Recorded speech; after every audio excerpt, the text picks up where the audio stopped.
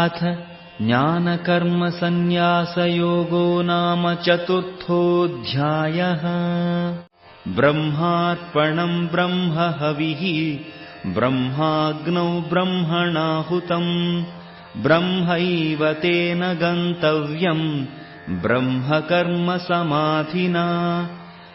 ब्रह्मार्पणं ब्रह्महविः ब्रह्माग्नौ ब्रह्मणाहुतम् ब्रह्मैव तेन गन्तव्यम् ब्रह्मकर्मसमाधिना।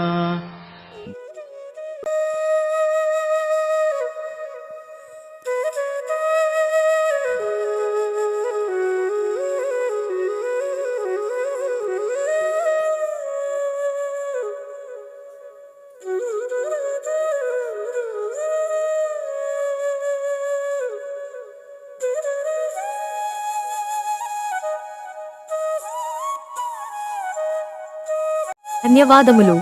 మన ఈ సనాతన హిందువు యూట్యూబ్ ఛానల్ రోజు ఒక భగవద్గీత శ్లోకం నేర్చుకుందాం అనే సిరీస్ ను మీరందరూ ఆదరించి సనాతన హిందువు ఛానల్ ను సబ్స్క్రైబ్ మరియు షేర్ చేస్తారని మనవి.